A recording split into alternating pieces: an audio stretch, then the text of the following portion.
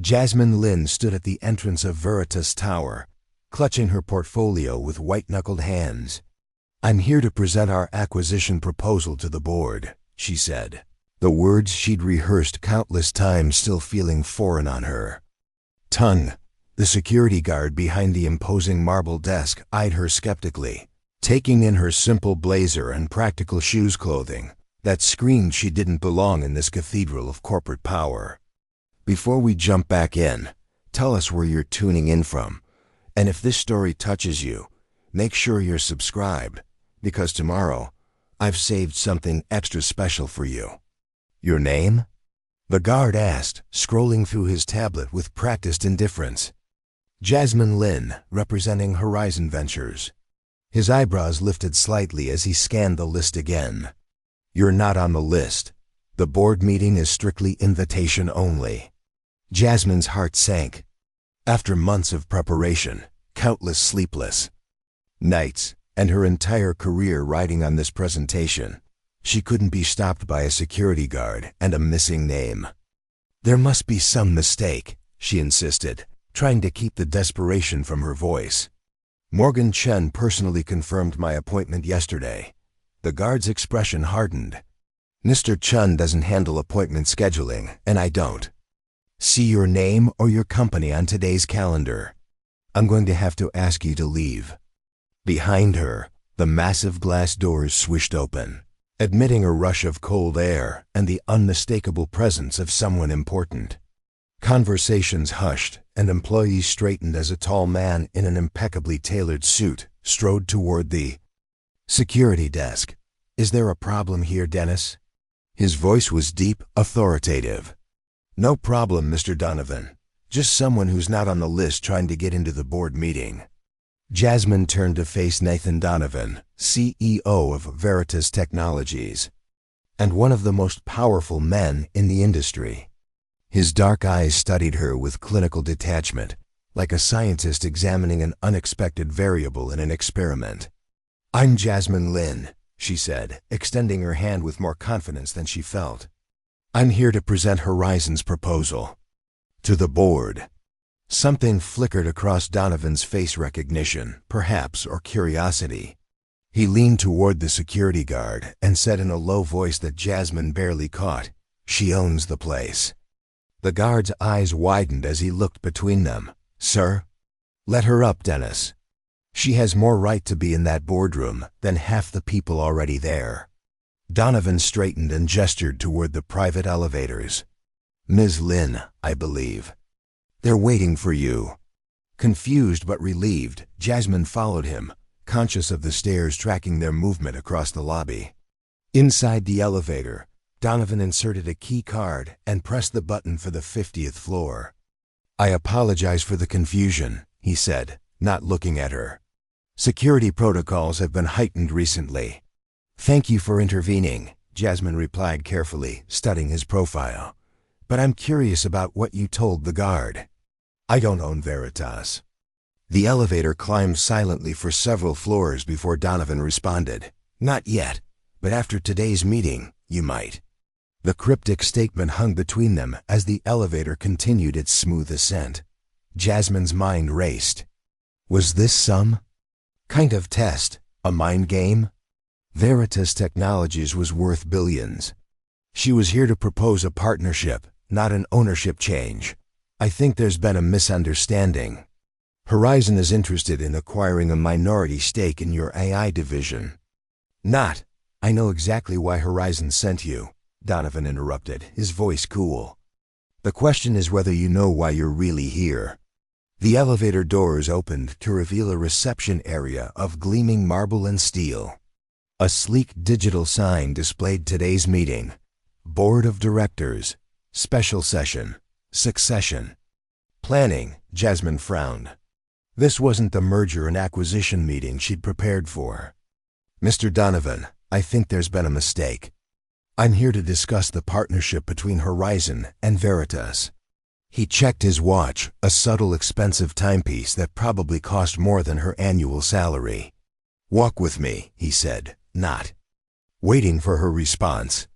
Jasmine followed him down a corridor lined with photographs of Veritas's history, its founding in a garage 30 years ago, the launch of its first product, its IPO day. She'd researched the company extensively, but something felt off. "You're Morgan Chun's protégé," Donovan stated as they walked. "He speaks highly of your analytical skills and business acumen. He's been a great mentor," Jasmine replied cautiously. "But I still don't understand what you meant about me owning Veritas." They stopped before a set of double doors. Inside, Jasmine could see a dozen people seated around a massive table, their conversations creating a muted hum through the thick wood. Preparing and narrating this story took us a lot of time, so if you are enjoying it, subscribe to our channel. It means a lot to us. Now back to the story. "Before we go in," Donovan said, turning to face her fully for the first time, "I need to know if Morgan told you about Eleanor." The name hit Jasmine like a physical blow. Eleanor Donovan, Nathan's wife, had died in a helicopter crash 6 months ago. The business world had mourned the loss of a philanthropist and venture capital pioneer, but Jasmine had grieved a personal connection, a woman who had secretly mentored her through graduate school. "Eleanor was my advisor at business school," Jasmine admitted. "But we lost touch after I graduated. I was devastated to hear about the accident." Something in Donovan's expression shifted, a barely perceptible softening around his eyes. "You're her ghost candidate." "Her what?" "Eleanor always said the business world needed more women who thought like her," he said, his voice dropping slightly. "She created a list of promising young executives she believed could someday lead Veritas. She called them her ghost candidates, people who could see what others missed." Jasmine struggled to process this information. "Mr. Donovan, I came here to propose a partnership between our companies, not to—" "The partnership proposal is a smokescreen," he interrupted. "Morgan Chen and Eleanor were old friends. This meeting, your being here, was arranged months ago before Eleanor's death." The double doors opened suddenly, and a silver-haired man looked out impatiently. "Nathan, we've been waiting 15 minutes. Is this her?" Donovan nodded. "Yes, Lawrence. This is Jasmine Lin." Lawrence scrutinized her with undisguised skepticism. "She's younger than I expected." "Eleanor had faith in her judgment," Donovan replied, gesturing for Jasmine to enter the boardroom. The air inside felt charged with tension. Around the table sat the power players of Veritas Technologies, the board members whose names and faces Jasmine had memorized from her research. They regarded her with expressions ranging from curiosity to outright hostility. "Ladies and gentlemen," Donovan announced, "this is Jasmine Lin from Horizon Ventures. As per Eleanor's final business directive, Ms. Lin will be participating in today's discussion." A murmur of surprise rippled through the room. A woman at the far end of the table leaned forward. "Nathan, with all due respect to your late wife, we can't allow an outsider into a closed board meeting, especially one representing a potential competitor." "Eleanor's directives were quite clear, Victoria," Donovan replied, "and legally binding, as our corporate counsel has confirmed." Jasmine stood frozen, her carefully prepared presentation now utterly useless. Whatever game was being played here, she was woefully unprepared. "Mr. Donovan," she said quietly, "may I speak with you privately for a moment?"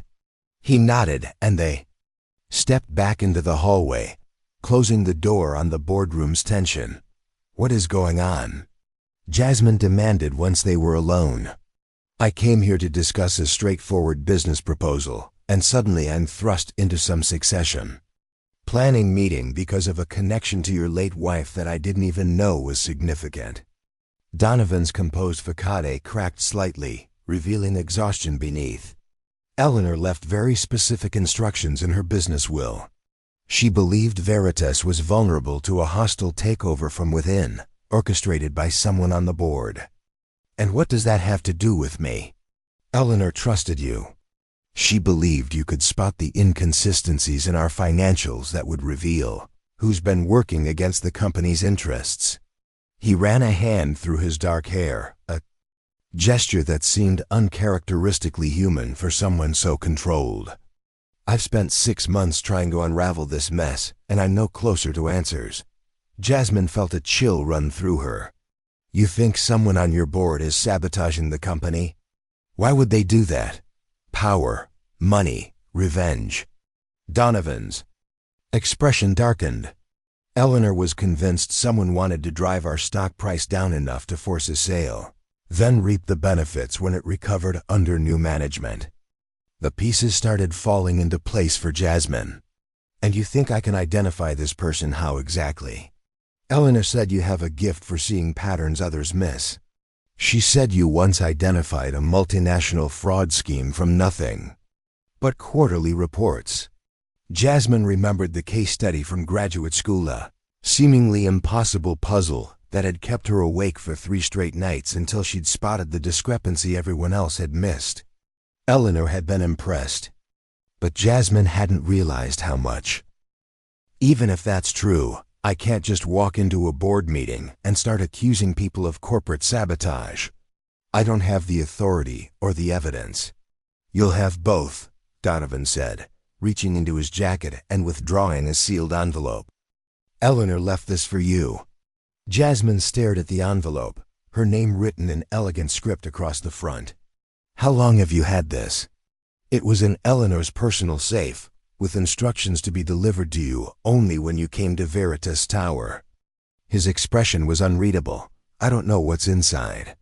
With trembling fingers, Jasmine broke the seal and removed a single sheet of paper. Jasmine, if you're reading this, I'm no longer able to protect what I've built. Someone close to me is determined to dismantle Veritas from within someone I trusted. The evidence is hidden in plain sight, in the numbers they thought no one would examine closely enough. Look for the pattern in the failed acquisitions of the past 18 months. The thread runs through each rejection. Nathan doesn't know the whole truth. Trust your instincts, not the narrative you're given. You once told me that power isn't about having control. It's about creating systems that work even when you're not there to oversee them. Veritas needs that perspective now more than ever. All my faith. Eleanor. Jasmine folded the letter carefully, her mind already racing through the implications. I need access to your acquisition records for the past 2 years, and the financial projections for each target company. Donovan raised an eyebrow. That's highly confidential information. Eleanor seems to think it contains evidence of who's working against you, Jasmine replied. If you want my help, I need those files. After a moment's hesitation, he nodded. I can arrange that. But the board is waiting, and we need to give them something. Tell them I'm here to present an alternative succession plan, based on Eleanor's recommendations. The idea came to Jasmine suddenly, but with surprising clarity. It will keep them occupied while I review the acquisition data. Donovan studied her with new interest. That's exactly what Eleanor would have suggested. They returned to the boardroom, where the tension had only increased during their absence. Jasmine took a seat at the table, conscious of the evaluating gazes directed her way. Ms. Lin will be presenting an alternative succession strategy, Donovan announced. Before that, I've granted her temporary access to our acquisition records as part of Eleanor's final business directives. Victoria, the woman who had objected earlier, narrowed her eyes. This is highly irregular, Nathan. The board never approved this level of access for an outsider. The board approved Eleanor's business continuity plan unanimously last year, Donovan countered. This falls within those parameters. Lawrence cleared his throat. While Ms. Lin reviews those records, perhaps we should continue with our original agenda. Roderick was about to present the quarterly projections. A thin man with wire-rimmed glasses stood and began walking through a series of slides showing declining revenues and missed targets. Jasmine listened with half her attention while scrolling through the acquisition files. Donovan had just granted her access to on a secure tablet. The pattern wasn't immediately obvious. Veritas had approached 17 companies about potential acquisitions in the past 18 months. 14 had declined, an unusually high rejection rate for a company with Veritas's resources and reputation. What had Eleanor seen in these rejections that pointed to sabotage? Jasmine skimmed through financial projections, offer terms, and communication logs. Each deal seemed properly structured on the surface. But as she cross-referenced the dates and terms, something caught her attention. In each rejected deal, the final offer had been modified slightly from what the board had approved, always, in ways that introduced just enough uncertainty or risk to make the target company nervous. Small changes to payment schedules, tiny adjustments to earn-out provisions, subtle shifts in regulatory compliance language. And the person who had made these final review passes on each doomed deal was sitting directly across from her at the boardroom table. Victoria Hayes, Chief Strategy Officer and board member, had personally signed off on each failed acquisition. The modifications were so slight they'd escape notice individually, but taken together, they formed a clear pattern of subtle sabotage. Jasmine looked up to find Victoria watching her, a calculating look in her eyes. Their gazes locked for a moment before Victoria smiled thinly and returned her attention to Roderick's presentation. "These projections seem overly pessimistic," Jasmine said suddenly, interrupting Roderick mid-sentence. "They don't align with industry trends or Veritas's historical performance patterns." The room fell silent. Roderick blinked in surprise. "I assure you, Ms. Lin, these numbers are based on thorough analysis and they're engineered to create a narrative of decline," Jasmine continued, her heart pounding but her voice steady. "Just like the 17 acquisition attempts that mysteriously fell through in the past year and a half." Donovan straightened in his chair. "Explain." "Someone has been systematically undermining Veritas's growth strategy," Jasmine said, turning the tablet to display her findings. "Small, nearly undetectable changes to deal terms, always just enough to make potential partners walk away. Meanwhile, these projections paint a picture of a company in trouble, which drives down stock value and makes Veritas vulnerable." Victoria's face remained impassive, but her knuckles whitened as she gripped her pen. "That's a serious accusation without evidence." "I'm not making accusations," Jasmine replied. "I'm identifying patterns, just as Eleanor taught me to do." "Eleanor Donovan was a brilliant investor," Lawrence interjected, "but she was not infallible. These conspiracy theories do nothing to address the very real challenges facing Veritas." Donovan was studying the data on the tablet, his expression darkening. "These modifications were all made after board approval. Who had authorization for these changes?" The room grew tense as several board members exchanged glances. Jasmine watched Victoria carefully, noting how she maintained perfect composure, while others shifted uncomfortably. "I believe Chief Strategy Officer Hayes had final review authority on acquisition terms," Jasmine said. "And interestingly, the language in these modified clauses appears in emails sent from an anonymous account to several financial analysts who subsequently downgraded Veritas stock." Victoria's composure finally cracked. "That's preposterous. You can't possibly have accessed those emails in the few minutes you've been reviewing files." The slip was subtle but damning. Victoria had just confirmed the existence of emails Jasmine had only speculated about. Donovan's expression hardened as he turned to Victoria. "You've been with Veritas since the beginning. Why would you undermine everything we've built?" Victoria's laugh was bitter. "Everything we've built? You mean everything you took credit for?" "Eleanor knew the truth, that I developed the core technology Veritas was founded on. She promised me recognition, partnership. Instead, I got a fancy title while you and she became billionaires off my work." The boardroom erupted in shocked murmurs. Jasmine glanced at Donovan, whose face had gone pale. "That's not true," he said, but there was a hesitation in his voice that betrayed uncertainty. "Ask yourself why Eleanor created this elaborate scheme," Victoria continued, her composure regained. Why bring in an outsider unless she knew you wouldn't believe the truth if it came from me? Jasmine thought of Eleanor's letter. Trust your instincts, not the narrative you're given. Was Victoria telling the truth about developing the technology? Was this what Eleanor had wanted her to discover? If what you're saying is true, Jasmine said slowly, why sabotage the company instead of addressing your grievances directly? Victoria's smile was cold. I tried for 20 years. Meetings, mediators, lawyers, nothing worked. Eleanor finally agreed to make things right, but then she died, and all her promises died with her. Tanking the company's value was the only leverage I had left. Donovan stood abruptly. This meeting is adjourned. Security will escort Ms. Hayes to her office to collect her personal belongings. The board will reconvene tomorrow to discuss next steps. As security personnel entered the room, Victoria remained seated, her posture defiant. You're making a mistake, Nathan. Without me, Veritas has no future.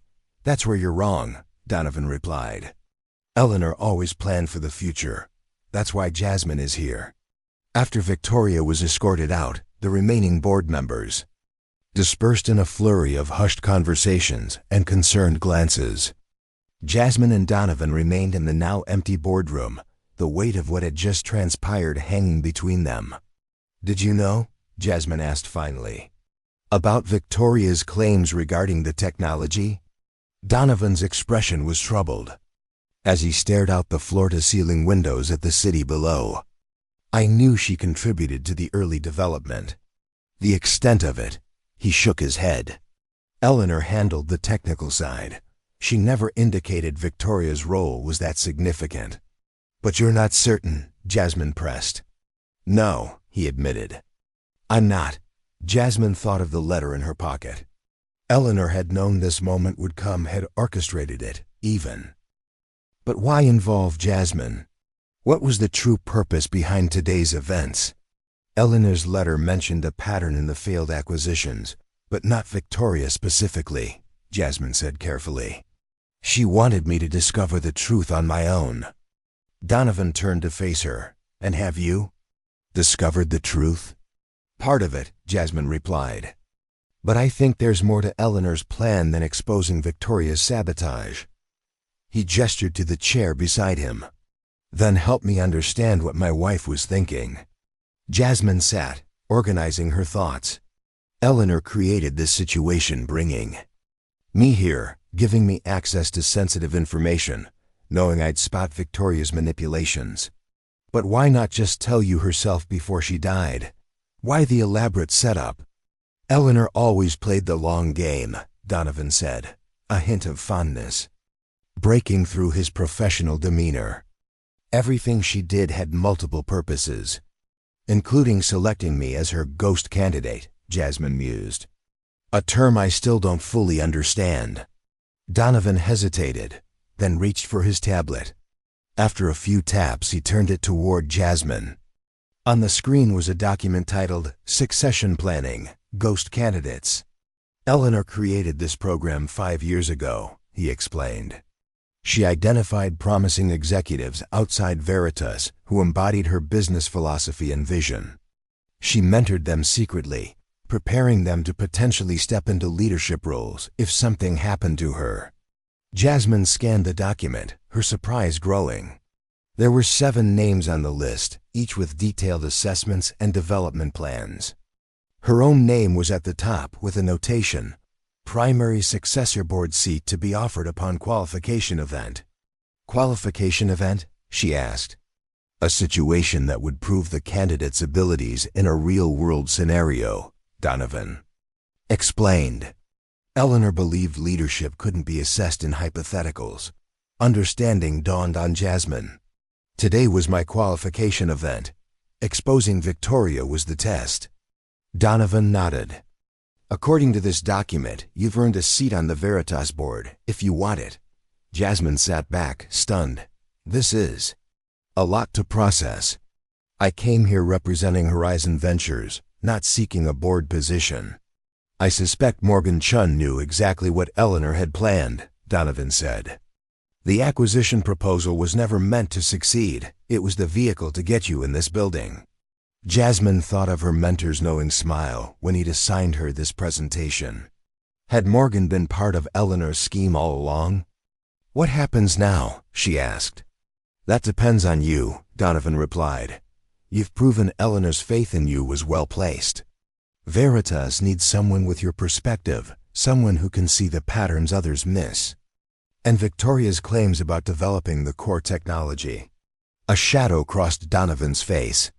"I'll have our legal team investigate. If there's truth to her allegations, we'll make it right. Eleanor would have wanted that." Jasmine nodded, still trying to reconcile the day's extraordinary events with the straightforward business presentation she'd prepared for. "I need time to think about this. To understand what accepting a board position would mean for my career, my obligations." "To Horizon." "Of course," Donovan agreed. "But first, there's one more thing Eleanor left for you." He led Jasmine from the boardroom to a private elevator that required both a keycard and biometric authentication. They descended to a sublevel marked only as archives. "Only 3 people have access to this floor," Donovan explained as the doors opened. "Myself, our head of security, and now you." The space beyond was unexpected, not the sterile server room or document storage Jasmine had anticipated, but a warmly lit office with floor-to-ceiling bookshelves and comfortable furniture. It looked like a private library or study. This was Eleanor's thinking room, Donovan said, his voice softening with memory, where she developed her most important ideas and strategies. In the center of the room stood a desk with a single envelope placed precisely in the middle. Jasmine's name was written on it in the same elegant script as the first letter. "I'll give you some privacy," Donovan said, stepping back into the elevator. "Take as long as you need." When he was gone, Jasmine approached the desk with a sense of reverence. The room felt imbued with Eleanor's presence, her books, her notes, even the faint scent of the jasmine tea she'd always favored. The second letter was longer than the first, covering several pages in Eleanor's distinctive handwriting. "My dear Jasmine, if you're reading this in my sanctuary beneath Veritas Tower, then you've passed the first test. You've likely discovered Victoria's betrayal and are grappling with her claims about the company's founding. The truth, as always, is complicated. Victoria did develop key elements of our core technology, and she deserves recognition for that work. What she doesn't know is that I've spent years preparing to acknowledge her contribution. The patents have always listed her as co-inventor, and my will includes provisions for her to receive appropriate compensation and credit." Her bitterness blinded her to the fact that I was working to make things right in a way that wouldn't destabilize the company we all built together. "But Victoria is not why I brought you here. Veritas stands at a crossroads. Nathan is brilliant at execution, but lacks the vision to lead the company into its next chapter. The board is competent, but complacent. They need a disruptive force, someone who sees possibilities where others see only risk. You are that force, Jasmine. From the moment you challenged my assumptions in that graduate seminar, I knew you possessed the rare combination of analytical brilliance and moral courage that Veritas needs. I've watched your career from afar, waiting for the right moment to bring you into our orbit. The board seat is yours if you want it, but it's merely the beginning. In the bottom drawer of this desk, you'll find my personal journal detailing my vision for Veritas' future, a blueprint for transforming the company in ways Nathan and the board have resisted for years. This is not a burden I place on you lightly. Accepting means stepping into a world of immense responsibility and scrutiny. It means leaving behind the comfortable trajectory of your current career for something far less certain but potentially more meaningful. Whatever you decide, know that my faith in you is unwavering. The choice, as it should be, is entirely yours." With admiration and hope, Eleanor Jasmine set down the letter, her hands trembling slightly. She opened the drawer Eleanor had mentioned and found a leather-bound journal filled with diagrams, projections and strategies, a comprehensive vision for Veritas's evolution over the next decade. As she flipped through the pages, Jasmine felt a growing sense of excitement. Eleanor's ideas were bold, innovative, addressing challenges the industry hadn't even acknowledged yet. This wasn't just about preserving a company. It was about transforming it into something that could change the world. The elevator hummed as it returned to the archive level. Donovan stepped out, his expression questioning. "Did you find what you needed?" he asked. Jasmine closed the journal, decision made. "I found what Eleanor wanted me to find. A path forward for Veritas and for me. And will you take it? The board seat?" "Yes," Jasmine said, surprising herself with the certainty in her voice. "But I have conditions." Donovan raised an eyebrow. "I'm listening." "Victoria gets full credit for her contributions to the founding technology, along with appropriate compensation. We implement Eleanor's forward-looking strategy as outlined in her journal. And we restructure the executive team to prioritize innovation over short-term profits." "Those are significant demands," Donovan observed, though he didn't seem surprised. "They're Eleanor's demands, not mine," Jasmine replied. "I'm just the messenger she chose." A ghost of a smile touched Donovan's lips. She chose well. As they rode the elevator back to the lobby, Jasmine thought about the extraordinary turn her day had taken. She'd arrived as an outsider with a presentation no one would hear and was leaving as a board member with the founder's vision in her hands. In the gleaming lobby, Donovan extended his hand. "Welcome to Veritas, Ms. Lin. I look forward to seeing what you'll build here." Jasmine shook his hand, thinking of Eleanor's faith in her and the responsibility that came with it. "So do I, Mr. Donovan, so do I." As she walked through the massive glass doors into the bright afternoon, Jasmine glanced back at Veritas Tower soaring into the sky, no longer a fortress she needed permission to enter, but a place where she now belonged. The security guard who had denied her entry earlier nodded respectfully as she passed. "Have a good day, Ms. Lin," he said. She smiled. "I already have, Dennis. I already have." Her phone chimed with a message from Donovan. Car arriving in 30 minutes. Board meeting at 9. Wear something that makes a statement. Jasmine smiled at the unexpected advice. She selected a bold crimson suit she'd purchased on sale, but rarely had the confidence to wear. If ever there was a day to make a statement, this was it. As she applied her makeup, doubts crept in. Was she qualified for this position? What would the other board members think of her? Eleanor had believed in her, but was that enough? Her phone rang. Morgan Chun calling. "I assume congratulations are in order," her mentor said when she answered, his voice warm with pride. "You knew," Jasmine accused, though there was no anger in her tone. "You knew what Eleanor had planned."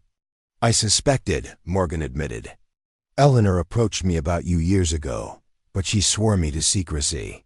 The acquisition proposal was her idea, a way to get you in the door without raising suspicions." Jasmine sat on the edge of her bed. "Why me, Morgan? There are dozens of executives more experienced, more qualified." "Experience isn't what Eleanor valued most," Morgan interrupted gently. "She believed in vision, integrity, and the courage to stand apart. She saw those qualities in you from the beginning." "I'm terrified," Jasmine confessed, speaking the words she wouldn't dare say to anyone at Veritas. "What if I fail? What if I'm not what Eleanor thought I was?" "Then you fail trying to do something extraordinary," Morgan replied simply. "Better that than succeeding at something ordinary." His words steadied her. By the time the sleek black car arrived at her apartment building, Jasmine had pushed her doubts aside and embraced the challenge ahead.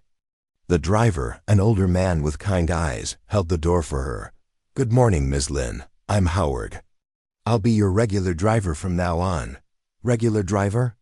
Jasmine repeated, surprised. "That seems excessive." Howard smiled.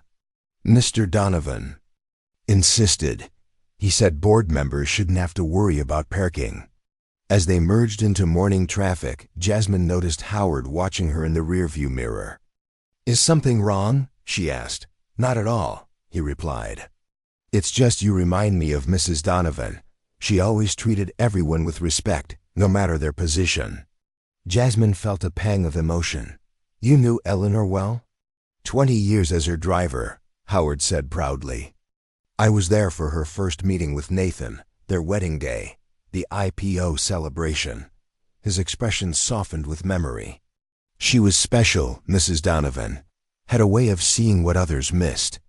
Like Victoria Hayes's contribution to the founding technology?" Jasmine asked carefully.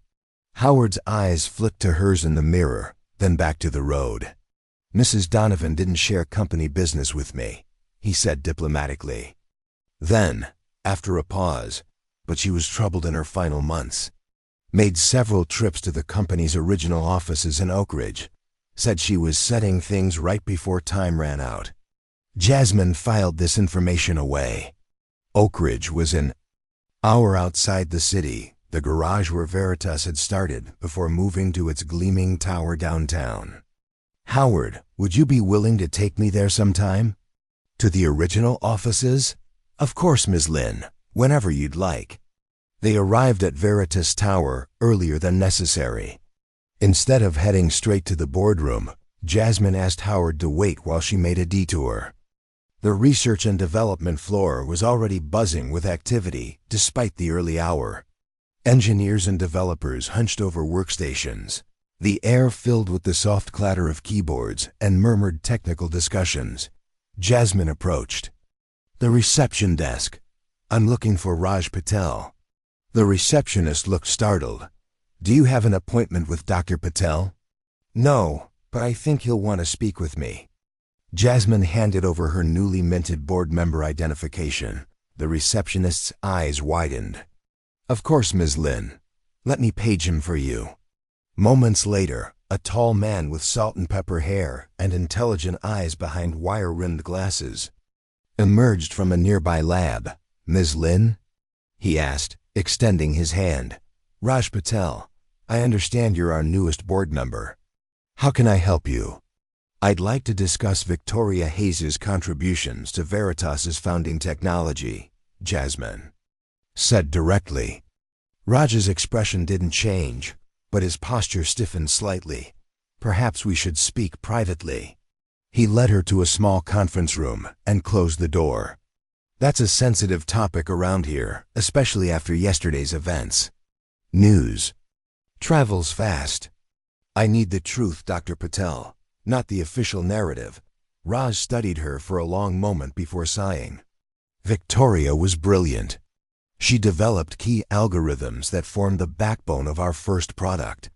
But she was difficult, combative, uncompromising. She and Eleanor had different visions for how the technology should be applied, so Eleanor took credit for Victoria's work." Jasmine pressed. "No," Raj said firmly. "They were collaborators. The problem was that Victoria wanted acknowledgement as the sole creator, which wasn't accurate. Eleanor tried to find middle ground, but Victoria wouldn't accept anything less than full recognition." This aligned with what Eleanor had written in her letter. And Nathan's role in all this? Nathan was the business mind. He secured funding, built partnerships, took the company public. Without him, Victoria's algorithms might have remained academic curiosities. It was the combination of all three of them that made Veritas successful. Jasmine nodded, processing this information. "Thank you for your candor, Dr. Patel. May I ask why you're interested in ancient history, Ms. Lin? Especially on your first day?" "Because history has a way of shaping the present," Jasmine replied. "And I believe understanding Victoria's grievances is key to moving Veritas forward." Raj smiled slightly. "You sound like Eleanor. She asked similar questions before her accident." The boardroom was tense when Jasmine arrived. The remaining members sat in awkward silence. The empty chair where Victoria had sat yesterday like an open wound in the room's dynamics. Nathan Donovan stood at the head of the table. Good morning, everyone. Before we begin, I'd like to formally introduce our newest board member, Jasmine Lin. As you know, Eleanor selected Ms. Lin as part of her succession planning protocol. Lawrence, the silver-haired man from yesterday, cleared his throat. While we all respected Eleanor enormously, these circumstances are highly unusual. Ms. Lin has no experience with a company of Veritas' size and complexity. Eleanor disagreed.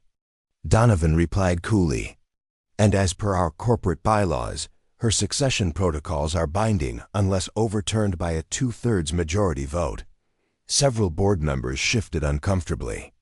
Jasmine realized they had likely discussed challenging her appointment before she arrived. "I understand your concerns," she said, addressing the room directly. "I wouldn't have chosen myself for this position either. But Eleanor did, and I intend to honor her faith in me by approaching this role with humility and a commitment to Veritas's future."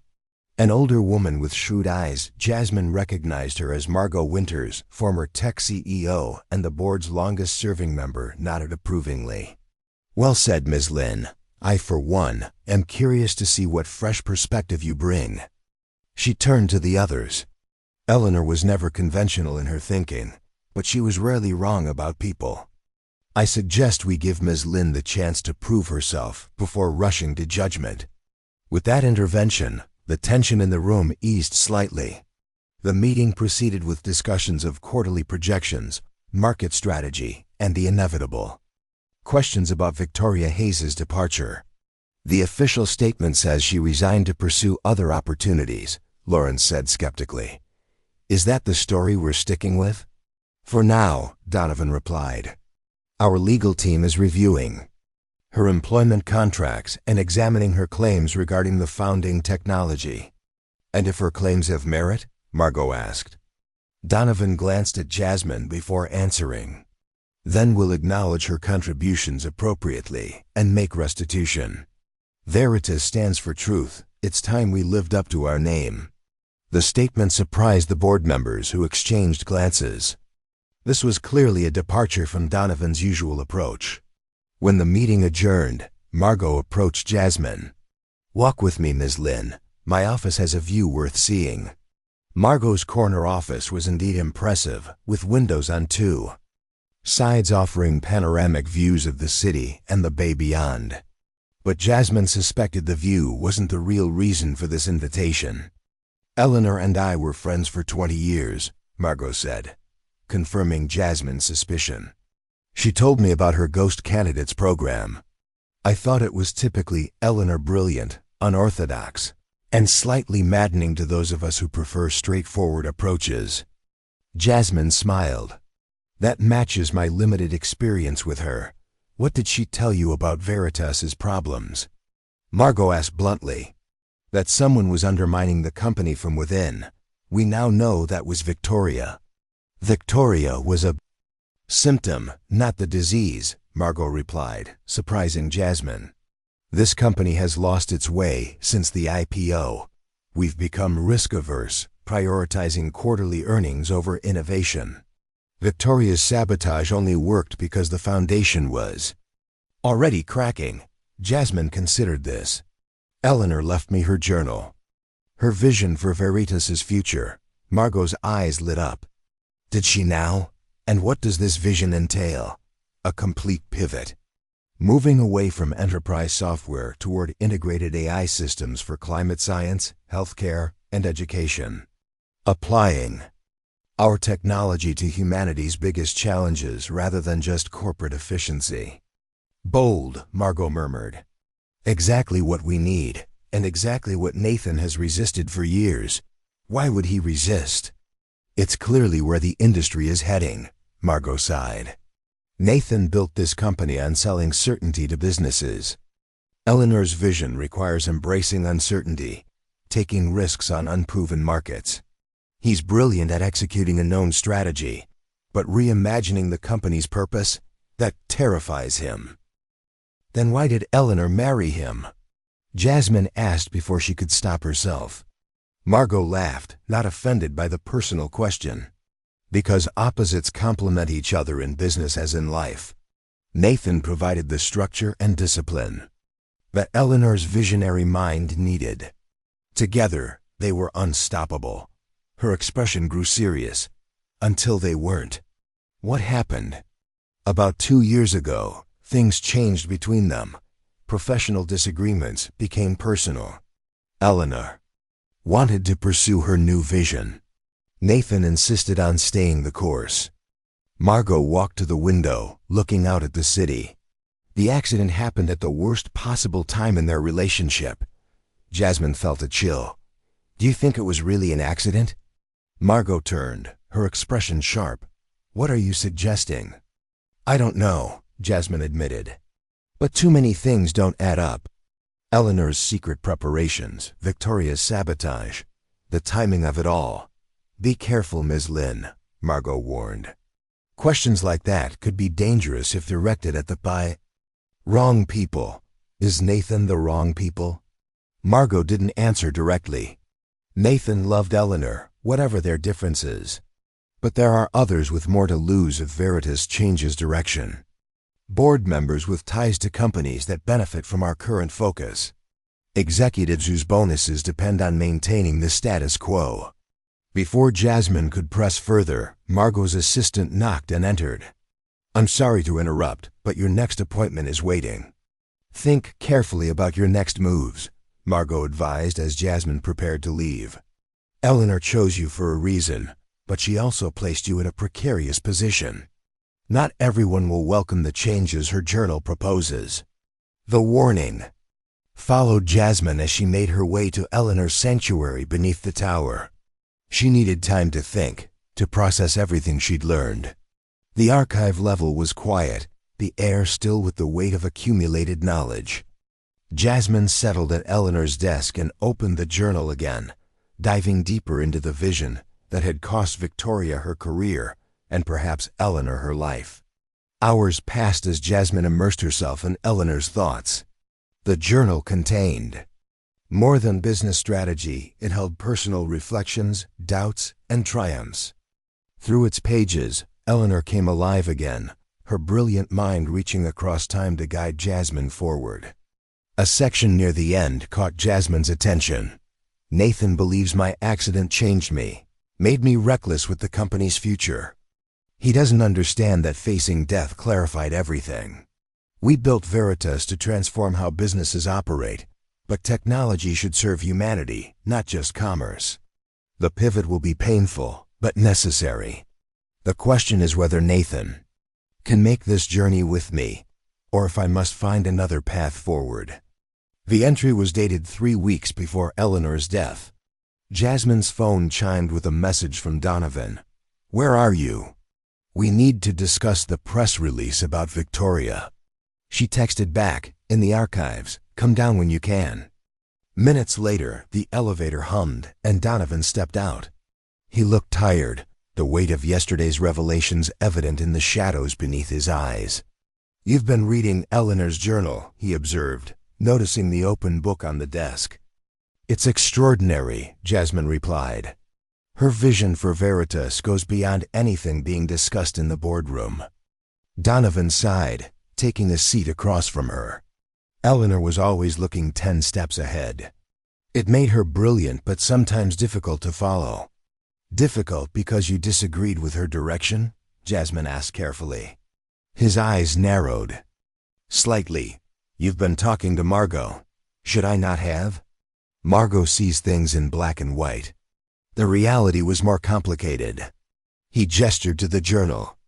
Eleanor's ideas were revolutionary, but implementation matters, timing matters. She wanted to transform the company overnight. I advocated for a more measured approach. And that created tension between you. Yes, he admitted. Professional. At first, then personal. We were in a difficult place when... He trailed off, unable to finish the sentence. When she died, Jasmine completed softly. Donovan nodded, his composure slipping momentarily to reveal raw grief. I was in Singapore. When it happened. That's what everyone remembers, that I wasn't there when my wife needed me. But you had canceled your trip, Jasmine said, watching his reaction closely. Surprise flashed across his face. How did you know that? Howard mentioned it. He said Eleanor's nurse told staff you had canceled but never showed at the hospital. Donovan's expression darkened. I did cancel initially when Eleanor first went in for tests. But she insisted I go, said it was routine and the merger was too important to jeopardize. So I rescheduled the trip. His voice turned bitter. She knew the diagnosis by then. She knew she was dying and sent me away anyway. The pain in his voice seemed genuine, but something still felt off to Jasmine. Why would she do that? To spare me, he said immediately. Or to spare herself from having to tell me the truth. Or, he stopped abruptly, or what? Or to keep me distracted while she set her plans in motion, he finished reluctantly. The Ghost Candidates program, the journal, her investigations. Into Victoria's claims, she did it all while I was focused on the merger. Jasmine considered this. She didn't trust you to carry out her vision. She didn't trust anyone, Donovan corrected. Except apparently you. The statement hung between them, heavy with implication. Why had Eleanor trusted Jasmine, a virtual stranger, over her husband and colleagues of decades? I want to visit the original Veritas offices in Oak Ridge, Jasmine said, changing direction. Howard mentioned Eleanor made several trips there in her final months. Donovan frowned. The old garage? It's just a memorial now, a piece of company history we maintain for posterity. There's nothing there of value. Then you won't mind if I see it for myself. His hesitation was brief, but noticeable. Of course not. Howard can take you tomorrow. Today, Jasmine countered. This afternoon. Something like respect flickered in Donovan's eyes. You don't waste time. Eleanor would approve. He stood. I'll have Howard bring the car around in an hour. That should give us enough time to finalize the press release about Victoria. As they worked on the statement, Jasmine was struck by Donovan's willingness to acknowledge Victoria's contributions publicly. The press release they crafted admitted past oversights and promised a review of patent attributions and appropriate compensation. This is remarkably forthright, Jasmine observed. It contradicts years of the company's official position. Eleanor wanted to make things right, Donovan said simply. I'm honoring her wishes.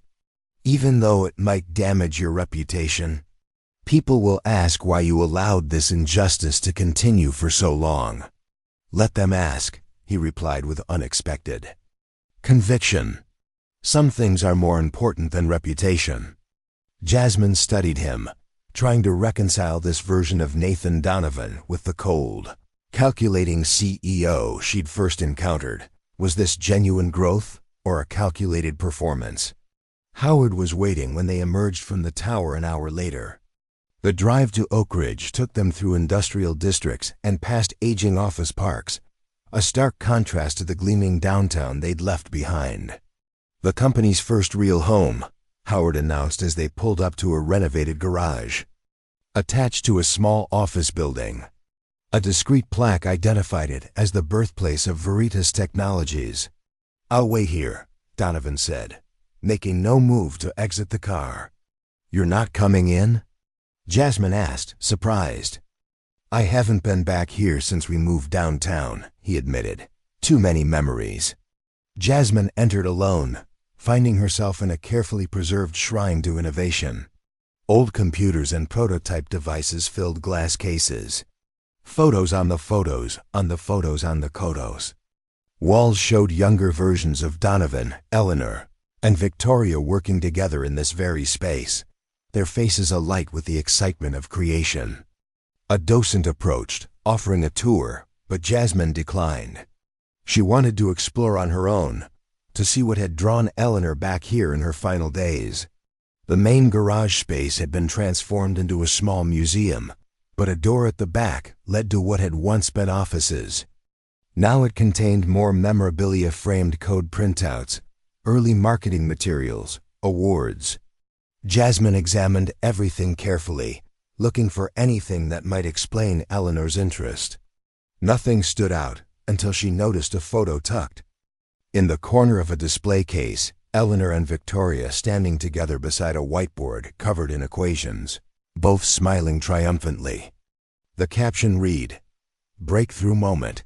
Eleanor Donovan and Victoria Hayes complete the core algorithm." March 15, 2002. Jasmine studied the whiteboard in the photo, her eyes widening as she recognized a fundamental innovation that had made Veritas's first product revolutionary. The equations matched what Victoria had claimed credit for. Next to the photo lay a leather-bound notebook, open to display Eleanor's handwriting. Jasmine leaned closer, reading. V's insight was the key. Without her mathematical framework, none of this works. Must ensure she receives proper credit when we go public. But that credit had never materialized. Something had changed between this moment of collaborative triumph and the company's public emergence. Jasmine took photos of everything with her phone, then continued exploring. At the back of the office space, she found a small conference room preserved exactly as it had been in the company's early days. A whiteboard still held faded diagrams.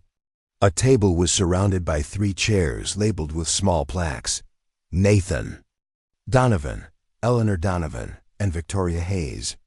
On the table sat an old voice recorder, the kind used for meeting minutes before digital options became standard. Beside it lay a note in Eleanor's handwriting. "For Jasmine, play me." Jasmine's heart raced as she picked up the device. Had Eleanor somehow known she would come here? Had she left this specifically for her? With trembling fingers, Jasmine pressed play. Eleanor's voice filled the room, as clear and commanding as if she were standing there. "Jasmine, if you're listening to this, you've begun to unravel the truth about Veritas's founding. The history we've presented to the world is incomplete. Victoria deserves recognition for her contributions, as my journal explains. But there's something I couldn't put in writing, something only you should hear." Jasmine listened, her shock growing with each word. By the time the recording ended, she understood exactly why Eleanor had chosen her and what she needed to do next. When she returned to the car, Donovan studied her face. "You found something." It wasn't a question. "Yes," Jasmine replied. "Simply, and we need to talk. I founded Veritas on a lie," Eleanor had confessed in the recording. "Not about Victoria's contribution. That injustice came later. The original sin was the source of our seed funding. Nathan believes we secured our first million through his networking brilliance. The truth is far darker. Our initial investor was Raymond Chun." The name had sent a chill through Jasmine. Raymond Chun Morgan's uncle and one of the most notorious corporate raiders of the early 2000s. A man who had built his fortune destroying companies and stripping their assets. Raymond wanted access to our technology for purposes that violated everything we stood for. Eleanor's voice had continued. "I refused, but by then we'd already spent half his investment. Nathan didn't know the real source of the money. I shielded him from that truth. When Raymond threatened to bankrupt us and steal our patents, I made a desperate choice." The recording had paused then, as if Eleanor was gathering courage even in this posthumous confession. "I falsified evidence that implicated Raymond in securities fraud. The threat of exposure forced him to walk away from Veritas and never reveal his connection to us. Our company was built on blackmail, Jasmine. A moral compromise I've never forgiven myself for." Now as the city skyline came into view, Jasmine faced an impossible ethical dilemma. Should she confront Donovan with this knowledge?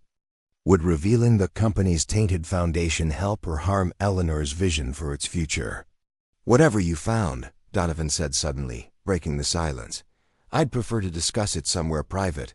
Jasmine nodded. "Your office." They rode the elevator to the executive floor in continued silence. Donovan's assistant rose as they entered, but he waved her away. No calls, no interruptions. Inside his office, Donovan poured himself a drink from a crystal decanter. He offered one to Jasmine, who declined. "So," he said, settling behind his desk, "what did my late wife leave for you to find?" Jasmine considered her words carefully. "A recording. About Raymond Chun." The glass froze halfway to Donovan's lips. Whatever he had been expecting, it wasn't this. "Raymond Chun," he repeated slowly. "What about him? Eleanor said he was your initial investor. That she blackmailed him to protect the company."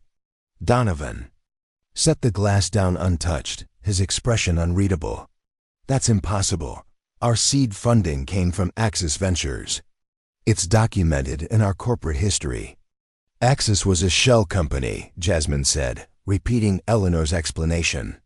"Raymond operated it secretly while publicly running his corporate rating firm. If that were true, and I'm not saying it is, why would Eleanor reveal this now after all these years? And why to you, a stranger?" It was the question Jasmine had been asking herself since hearing the recording. She said it's because the past is threatening to resurface. "Raymond Chun died 3 months ago." "I'm aware," Donovan sighed. "It was in the financial news. Heart attack on his yacht in Monaco.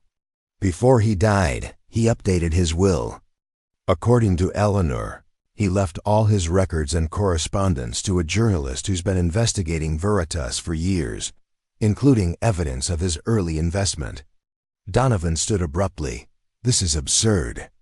Eleanor would never." "She did." Jasmine interrupted firmly. "And she wanted me to know because the journalist in question is Alexis Winters." "Margot's daughter," Donovan whispered, the implications dawning on him. Eleanor suspected a board member was working with Alexis. Not just any board member, Margot herself. Donovan laughed, but there was no humor in the sound. Margot and Eleanor were friends for decades. Why would Margot turn against her, against Veritas? "Because of what happened to Victoria," Jasmine explained. Margot never forgave Eleanor for taking credit for Victoria's work. The two of them had been college roommates. Understanding dawned in Donovan's eyes. "That's why Margot joined our board. To keep an eye on Victoria's interests. And possibly to gather information from the inside," Jasmine added. Eleanor discovered this connection just before her accident. She believed Margot had been feeding company secrets to Alexis for years, preparing for a devastating expose. Donovan sank back into his chair, the weight of these revelations evident in his posture. If this is true, if any of this is true, Veritas's reputation could be destroyed overnight. The stock would collapse, which is exactly what Victoria wanted, Jasmine pointed out. Her sabotage wasn't just about revenge. It was about weakening the company before the expose hit. "A 1-2 punch," Donovan murmured. "First damage our growth prospects, then reveal our corrupt foundation." He looked up sharply. "When is this expose supposed to drop?" Eleanor wasn't sure, but she left a message for you too. Jasmine pulled out her phone and played the second part of the recording. "Nathan," Eleanor's voice filled the office, causing Donovan to flinch visibly. "By now Jasmine has told you about Raymond and the original sin of Veritas. I'm sorry I kept this from you. I thought I was protecting you, protecting us, but secrets have a way of growing in the dark." Donovan's eyes closed, his face a mask of pain as his dead wife's voice continued. "The journalist, Alexis Winters, plans to publish her investigation on the 20th anniversary of our IPO. That gives you 3 months to prepare. You have 2 options. Fight a losing battle to suppress the truth, or do what I never had the courage to do, embrace it. Transform Veritas so completely that our origins become merely a footnote in a greater story of redemption." The recording ended. Donovan sat motionless, staring at nothing. "Eleanor believed in your ability to navigate this crisis," Jasmine said softly. "That's why she left you the warning. And you?" Donovan asked, focusing on her with sudden intensity. "What do you believe?" Jasmine thought of everything she'd learned about Veritas, about Eleanor, about Donovan himself. I believe companies, like people, shouldn't be defined solely by their worst moments. The question is whether Veritas has the courage to evolve beyond its founder's mistakes.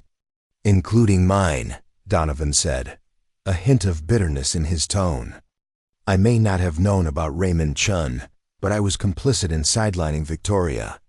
I prioritized a clean corporate narrative over truth, which is why acknowledging her contribution publicly is the first step toward redemption, Jasmine pointed out. Donovan stood and walked to the window, looking out at the city his company had helped shape. Eleanor's journal, her vision for Veritas's future, that wasn't just about innovation, was it? It was about atonement. I think it was about both, Jasmine replied. Creating something so valuable, so essential to solving humanity's problems, that it would justify the moral compromises made along the way. He turned to face her. And you think that's possible? Redemption on that scale? I don't know, Jasmine admitted. But I think it's worth trying. A long moment passed as Donovan considered her words. Finally, he nodded. Decision made. We have 3 months until the anniversary of our IPO. 3 months to implement Eleanor's vision and prepare for the expose. His eyes met hers with new resolve. I'll need your help, Jasmine. All of it. You have it, she promised. But there's something else we need to address first. Margot. Yes, if she's been working with Alexis all these years, she needs to be removed from the board immediately. Donovan shook his head. Not yet. If we move against Margot without proof, she know we've discovered the plan. Better to keep her. Close while we prepare. That's risky, Jasmine warned. She has access to everything. Not everything, Donovan corrected. Not Eleanor's journal. Not the recording you found today. We have information Margot doesn't know we possess. That's our advantage. Jasmine had to admit the strategy made sense. So what's our next move? Tomorrow morning, I'll announce a new strategic initiative based on Eleanor's vision. We'll position it as the culmination of years of planning, which, in a way, it is. I'll put you in charge of implementation. The board will resist, Jasmine cautioned. Margot especially. Let them, Donovan said. A hint of the determined CEO returning to his demeanor. Eleanor chose you because you could see patterns others miss. Now you need to show them why she was right. The next morning, the executive conference room buzzed with tension as board members and senior leadership gathered for Donovan's hastily called meeting. Jasmine sat to his right, a symbolic position that wasn't lost on anyone present. Margot arrived last, her shrewd eyes noting the seating arrangement with barely concealed disapproval. This seems significant, she murmured to Jasmine. Should I be concerned? That depends on your perspective, Jasmine replied neutrally. Donovan called the meeting to order with uncharacteristic energy. Thank you all for coming on short notice. Today marks a turning point for Veritas One that's been years in the making. He activated the room's display system, showing the first slide of a presentation titled Veritas Reimagined, Eleanor Donovan's Legacy. As many of you know, Eleanor spent her final years developing a vision for Veritas's evolution, Donovan continued. What you may not know is how comprehensive that vision was, or that she left explicit instructions for its implementation. Murmurs spread through the room. Lawrence leaned forward, frowning. Nathan, this is the first we're hearing of any explicit instructions. The board should have been consulted before any major strategic decisions. The board is being consulted now, Donovan replied smoothly. Eleanor entrusted her complete vision to Jasmine Lin, who will outline the implementation plan. All eyes turned to Jasmine. She felt Margot's gaze most acutely analytical, probing, suddenly wary. Standing, Jasmine activated her tablet, taking control of the presentation. Eleanor Donovan believed Veritas had reached a crossroads, she began. Our core enterprise software business is stable but plateauing. Meanwhile, our research division has developed capabilities that could transform healthcare, climate science and education, if properly directed. She advanced to the next slide, showing a bold reorganization of the company's structure. The plan calls for a strategic pivot. We'll maintain our enterprise division but redirect 60% of our R&D resources toward 3 new verticals focused on global challenges. The room erupted in objections. 60%? That's reckless. Our shareholders will revolt. The market will punish this kind of speculative venture. Donovan let the outcry continue for a moment before raising his hand for silence. I understand your concerns. They're the same ones I raised when Eleanor first proposed this direction. But circumstances have changed. What circumstances? Margot asked sharply. The technology landscape, Donovan replied without hesitation. Our competitors are already moving in this direction. We can lead the transformation or follow it. Those are our only options. Lawrence shook his head. This isn't about market position. This is about Eleanor's legacy. You're allowing sentiment to cloud business judgment. On the contrary, Jasmine interjected. The financial projections support this pivot. She advanced to a slide showing revenue forecasts. Our current trajectory leads to stagnation within 5 years. Eleanor's plan shows exponential growth potential starting in year 3. Potential is the operative word, Margot observed coolly. These new markets are unproven. The risk is enormous. So was founding Veritas in the first place, Jasmine countered. Innovation always involves risk. The question is whether it's calculated risk or reckless gambling. And you believe this is calculated? Margot challenged. I've reviewed Eleanor's research extensively. The plan is sound. Jasmine held Margot's gaze steadily. Unless you have specific objections based on the data. It was a subtle probe-in. Invitation for Margot to reveal how much she knew about Eleanor's actual plans. But the older woman simply smiled thinly. I always have objections to rush decisions, Margot replied. The board needs time to review this proposal thoroughly. You'll have 1 week, Donovan declared. We'll reconvene next Friday for a formal vote. In the meantime, Jasmine will meet with each of you individually to address your questions. After the meeting dispersed, Margot lingered, approaching Jasmine with measured steps. Impressive performance, she said. You've clearly earned Nathan's trust quickly. I'm just the messenger, Jasmine replied modestly. Eleanor did the hard work, did she? Margot's voice carried a hint of skepticism. I knew Eleanor better than almost anyone. This pivot seems convenient, almost as if it were designed to distract from something. The implied accusation hung in the air between them. Jasmine kept her expression neutral, though her heart rate accelerated. What would Veritas need distraction from, Margot? The older woman's smile didn't reach her eyes. Every company has its secrets, my dear. The bigger the company, the bigger the secrets. Including Raymond Chun? The name landed like a stone in still water, sending ripples of shock across Margot's carefully composed features. She recovered quickly, but not before Jasmine registered the confirmation she'd been seeking. I'm not familiar with that name, Margot lied smoothly. Is he relevant to Eleanor's plan? Not directly, Jasmine replied, maintaining the pretense. Just someone who came up in my research. I thought you might know him through your venture capital connections. I'm afraid not. Margot gathered her things with deliberate calm. I look forward to our individual meeting, Jasmine. I have many questions about this vision of yours. The subtle emphasis on the word yours didn't escape Jasmine's notice. Margot was signaling that she didn't believe Eleanor was the true source of the plan. After Margot left, Donovan emerged from his office.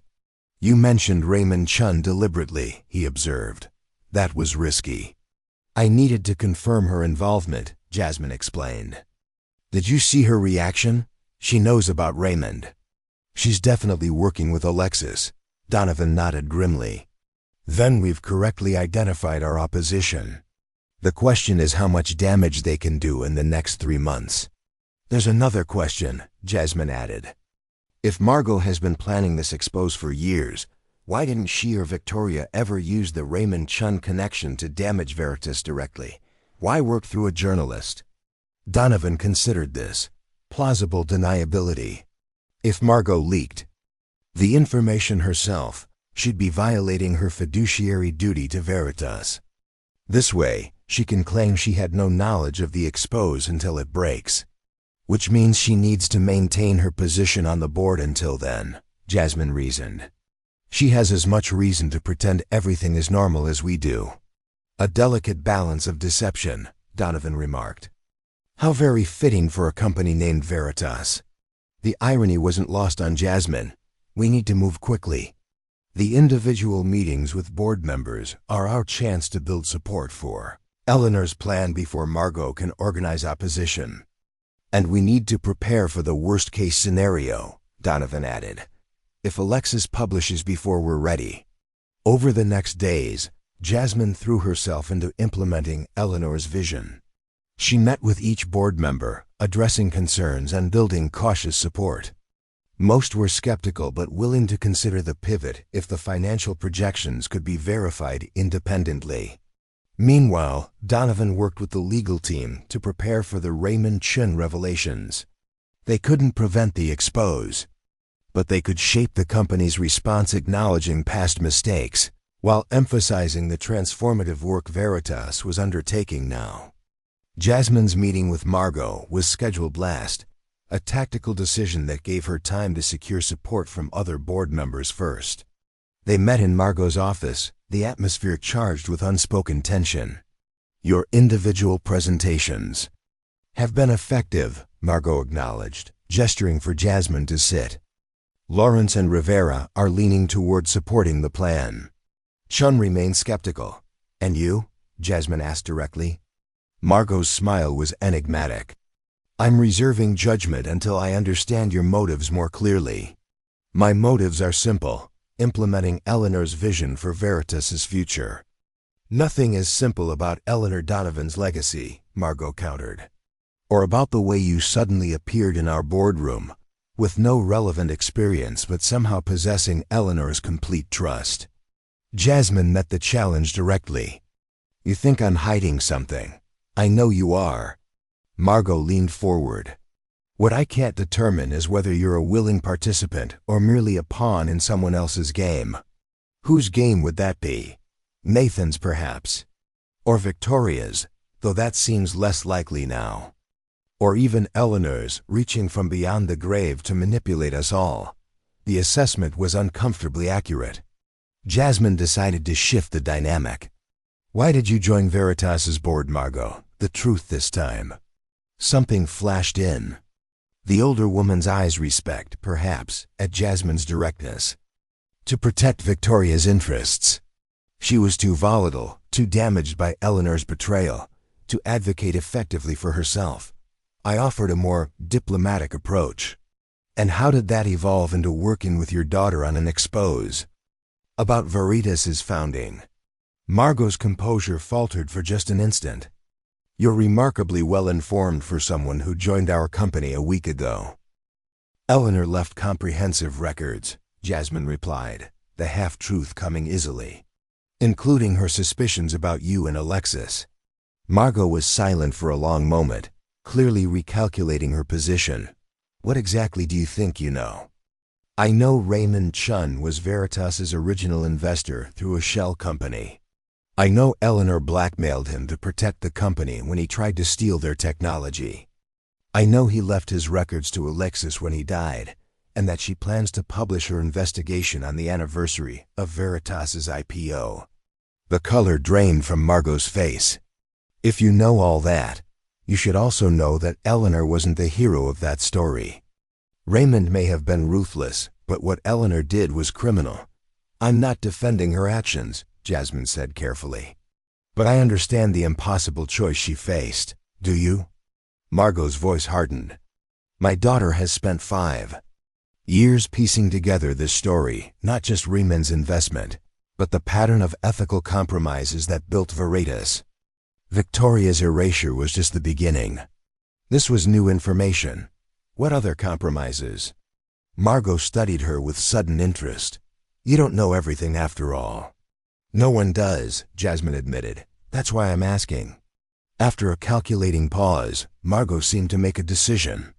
Alexis has documented at least 3 instances where Veritas acquired smaller companies, stripped their intellectual property, then deliberately tanked the acquisitions to avoid paying the founders their full earnouts. Jasmine frowned. That's standard practice in tech M&A, ruthless but not illegal. What about industrial espionage? Margot challenged. Veritas hired hackers to steal research from competitors at least twice. Eleanor knew about it. Nathan directed it. The accusation landed like a physical blow.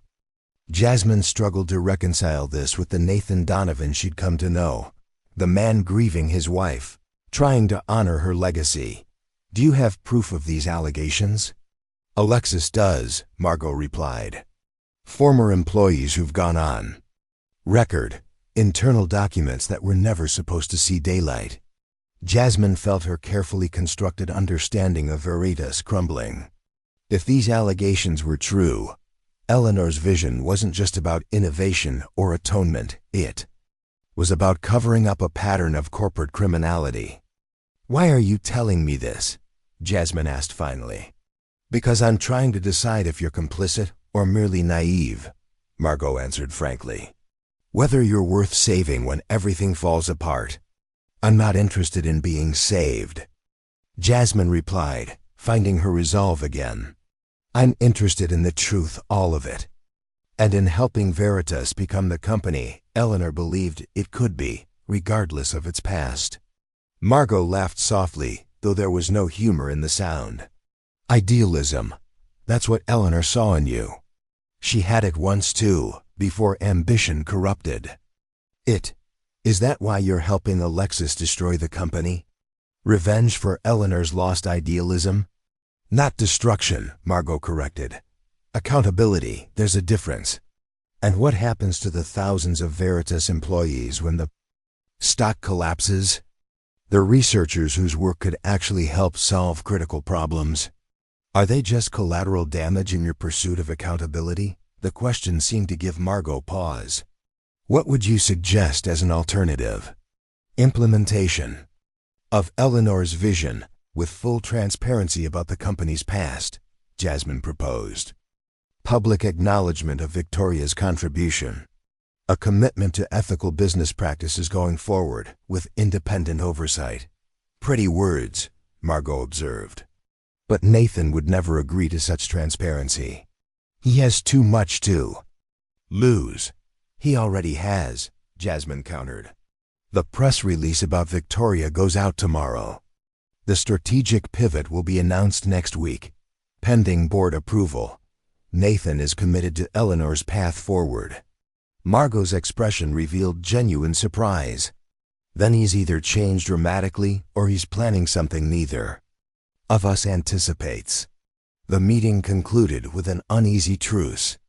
Margot agreed to review the implementation plan in detail before the board vote, while Jasmine promised to consider the broader ethical implications of Veritas's transformation. As Jasmine left Margot's office, her mind raced with new doubts and questions. She needed to confront Donovan about the additional allegations before the board vote. If they were true, Eleanor's legacy and Jasmine's own integrity hung in the balance. She was so preoccupied that she nearly collided with Raj Patel as he rounded the corner. "Ms. Lin," he exclaimed, steadying her. "I've been looking for you. There's something you need to see immediately." The urgency in his voice cut through her thoughts. "What is it?"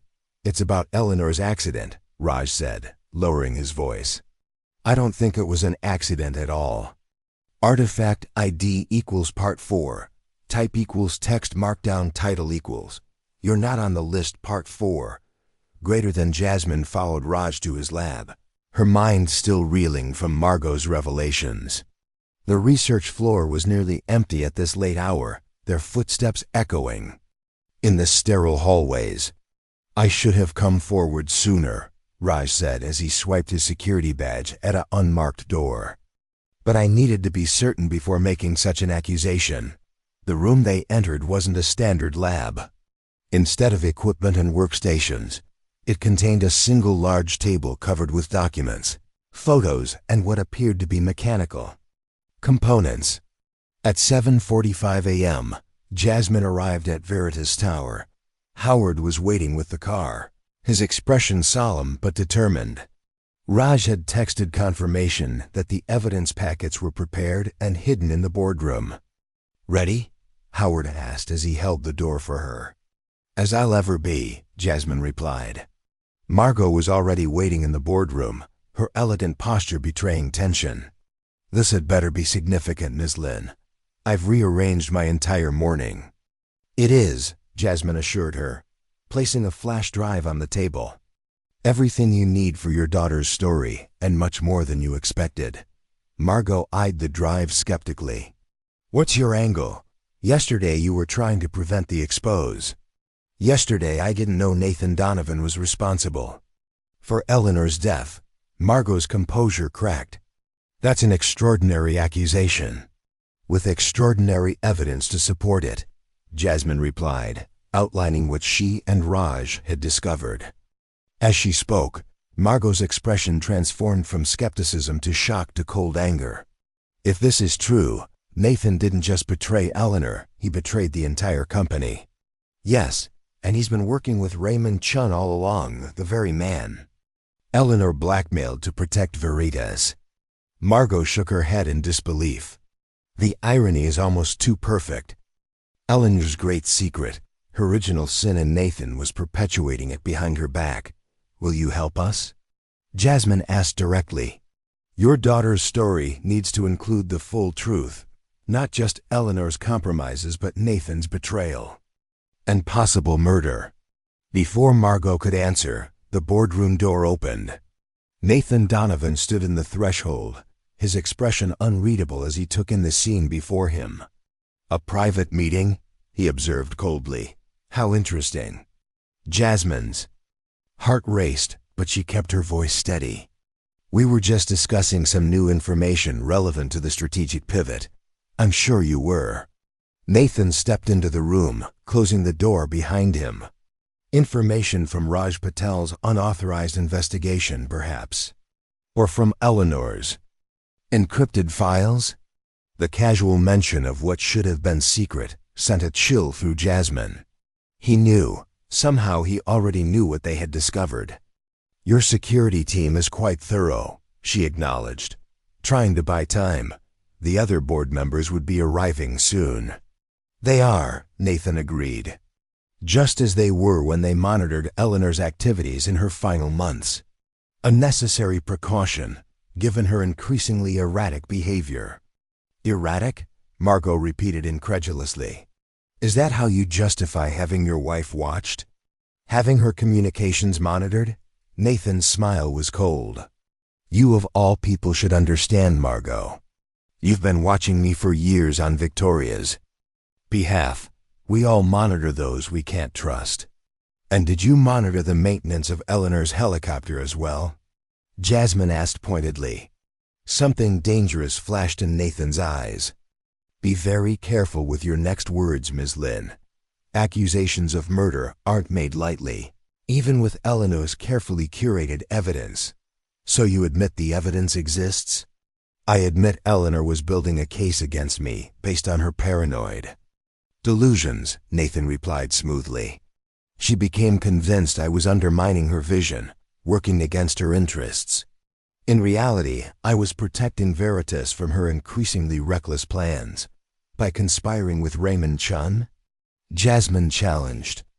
"The man Eleanor sacrificed her ethics to escape." Nathan's composure slipped momentarily. "Raymond provided necessary stability when Eleanor threatened to upend everything we built. Her transformation would have destroyed Veritas.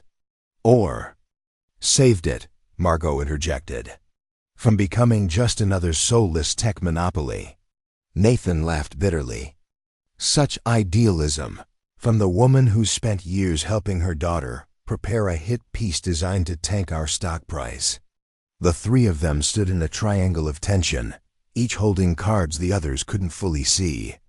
Jasmine realized this confrontation was happening too soon, before the other board members arrived, before they could control the narrative.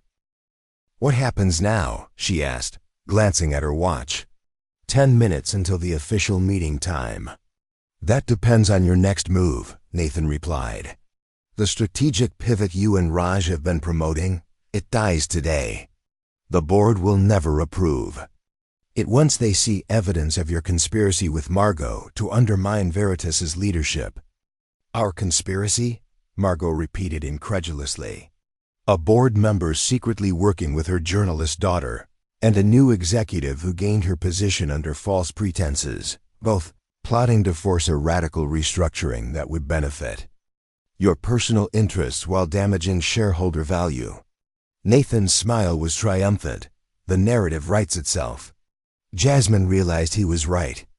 Without the full context, Eleanor's murder, Raymond's continued influence, the pattern of corporate criminality, their actions could easily be framed as the conspiracy Nathan described. "And if we go public with what we know about Eleanor's death?" she asked. Unsubstantiated allegations from disgruntled employees, contradicting an official NTSB investigation, Nathan dismissed. At worst, a temporary PR problem. He was outmaneuvering them at every turn. Jasmine glanced at Margot, seeing the same realization in the older woman's eyes. They needed some leverage Nathan hadn't anticipated. The answer came to Jasmine in a flash of insight. "What about Victoria?" Nathan's confident expression faltered slightly. "What about her? She doesn't know you've been working with Raymond Chun all along, does she?" Jasmine pressed. "She thinks Eleanor was the only one who betrayed her. But you were part of it too, continuing to use her technology while denying her recognition." "Victoria is gone," Nathan said dismissively. "Discredited and irrelevant." "Not to Consortium Holdings," Margot interjected, catching Jasmine's strategy. "Raymond Chun may be dead, but his partners remain. How would they react if Victoria approached them directly, offering to develop new technology that would make Veritas's core products obsolete?" Nathan's face paled slightly. She couldn't. Her non-compete agreement only applies to her work at Veritas, Jasmine finished. Not to the original algorithm she developed before joining the company, the ones Eleanor's journal explicitly acknowledges were primarily Victoria's work. It was a bluff, but one based on enough truth to be credible. Victoria's brilliance was undisputed. If she truly set her mind to undermining Veritas's technical foundation, she could do significant damage. "What do you want?" Nathan asked, his voice hardening. "Implementation of Eleanor's strategic pivot, with full board support," Jasmine stated. "Public acknowledgement of Victoria's contributions, including appropriate financial compensation. And your resignation as CEO, effective immediately." "Impossible," Nathan scoffed. "The board would never accept it." "They will when they see the evidence," Margot countered. "Not just of Eleanor's death, but of your ongoing relationship with Consortium and Raymond Chun, the very connection you've denied for 20 years. Footsteps in the hallway signaled the arrival of the other board members. Nathan glanced at the door, calculation evident in his expression. "You're asking me to destroy myself," he said quietly. "No," Jasmine corrected. "We're offering you the chance to step down with dignity, to be remembered as the CEO who recognized when change was needed. The alternative is a public scandal that will destroy not just your reputation, but potentially your freedom." The boardroom door opened as Lawrence and 2 other members entered, followed closely by Raj Patel. They paused, sensing the tension in the room. "Is everything all right?" Lawrence asked, looking between Nathan and Jasmine. Nathan hesitated, then made his decision. "Ms. Lin and I were just discussing the details of today's presentation. Please, everyone take your seats. We have important matters to address." As the board assembled, Nathan moved to the head of the table. His eyes met Jasmine's in a silent acknowledgement of the standoff. They both knew this meeting would determine Veritas's future, and both were prepared to fight for their vision of what that future should be. "Before we begin," Nathan announced once everyone was seated, "I want to acknowledge that recent events have forced me to reconsider my position on several key issues." The board members exchanged surprised glances. This was not the opening they had expected. "Eleanor's strategic pivot, which Ms. Lin presented last week, represents a bold new direction for Veritas," Nathan continued. "After careful consideration, I've concluded that it's the right path forward for our company." Jasmine kept her expression neutral, though her pulse quickened. Was Nathan capitulating or setting a trap? "Additionally, I believe it's time for Veritas to acknowledge Victoria Hayes's significant contributions to our founding technology," he added. "Our legal team is preparing a comprehensive settlement that recognizes her role and provides appropriate compensation." Murmurs spread through the room. Lawrence leaned forward, frowning. "Nathan, this is a complete reversal of your previous position. What's changed?" Nathan's gaze flickered to Jasmine, then back to Lawrence. "Perspective. Eleanor saw Veritas's future more clearly than I did. It's taken me too long to acknowledge that. And your leadership role in this new direction?" Margot asked pointedly. A muscle twitched in Nathan's jaw, the only visible sign of his internal struggle. "I believe fresh leadership will be essential for successful implementation. Therefore, I'll be stepping down as CEO, effective once a suitable replacement is identified." The announcement sent shockwaves through the boardroom. Board members erupted in questions and objections, creating a chaos that Jasmine observed with cautious optimism. Nathan hadn't exposed their confrontation or tried to discredit them. Instead, he'd chosen a strategic retreat, preserving his reputation while yielding to their demands. But why? As the meeting progressed, Nathan outlined the transition plan with his characteristic precision. He proposed a search committee for the new CEO, with Jasmine as a key member. He recommended Raj Patel to lead the technical implementation of Eleanor's vision, and he suggested Margot serve as interim board chair during the transition. Each recommendation positioned their ally strategically while appearing to be Nathan's own initiative.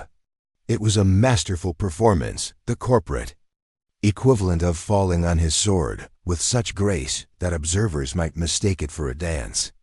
When the board finally adjourned 3 hours later, having approved the strategic pivot and Nathan's transition plan, Jasmine remained in her seat, waiting until only Nathan remained. "Why did you concede?" she asked directly. "You could have fought us." Nathan closed his portfolio deliberately before answering.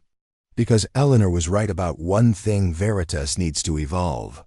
Fighting you would have torn the company apart, destroyed everything we built." "Even though it means losing your position? Your power?"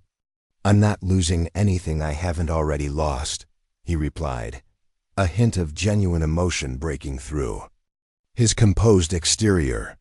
"When Eleanor died, my purpose died with her. I've been running on momentum since then, protecting what we created together without any vision for its future." Jasmine studied him, trying to reconcile this reflection with the man who had monitored his wife's movements, who had worked with Raymond Chun behind her back. "Did you have anything to do with Eleanor's death?" she asked bluntly. Nathan met her gaze unflinchingly. "No, I opposed her plans. I undermined her vision. I even betrayed her trust by working with Raymond. But I never, ever wished her harm." "Then who sabotaged the helicopter?" "I don't know," Nathan admitted. "But I suspect Raymond had more to lose from Eleanor's transformation than I did. His investment in Veritas was always about control, not innovation." The explanation was plausible, but incomplete. Jasmine sensed Nathan was still withholding something. "There's more to this story than you're telling me," she observed. A ghost of a smile touched Nathan's lips. "There always is, Ms. Lin. That's the nature of truth, layers upon layers, with no clear beginning or end." He stood, gathering his things. You've won the battle for Veritas's future. I suggest you focus on that, rather than excavating its past. As he moved to leave, Jasmine asked one final question. Why did Eleanor choose me? Of all the executives she could have selected, why someone with no connection to Veritas? Nathan paused at the door. Because you remind her of herself before compromise, before Raymond Chun, before the original sin that haunted her. She saw in you the leader she might have been, given a different path. The words hung in the air long after Nathan departed, leaving Jasmine alone in the boardroom where her extraordinary journey had begun just days ago. 6 months later, Jasmine stood at the podium in Veritas's auditorium, addressing the company's employees as their new CEO.